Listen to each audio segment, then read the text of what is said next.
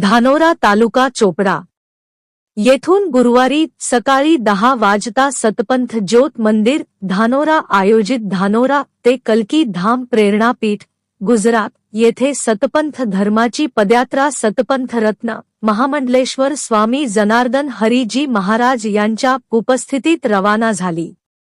या पदयात्रेत एकूण अंदाजे 100 भाविकांनी सहभाग घेतला।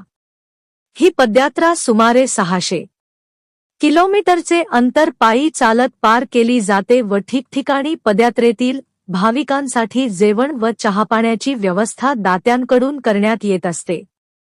या पदयात्रेचे एकूण 15 मुक्काम होत असतात। या वर्षी या पदयात्रेचे 17वे वर्ष असून ही पदयात्रा संपूर्ण परिसरातून जास्त अंतर चालणारी असल्याने ही प्रसिद्ध आहे। म्हणून ही पदयात्रा पाहण्यासाठी समस्त गावक्यासहित परिसरातील आबालवृद्ध मंडळींची चांगलीच गर्दी पाहायला येते। पदयात्रेला जगद्गुरू ज्ञानेश्वरदासजी महाराज प्रेरणापीठ गुजरात व फैजपूर येथील सतपंथ रत्न आचार्य महामंडलेश्वर स्वामी जनार्दन हरीजी महाराज यांचे मार्गदर्शनात पदयात्रा रवाना होते।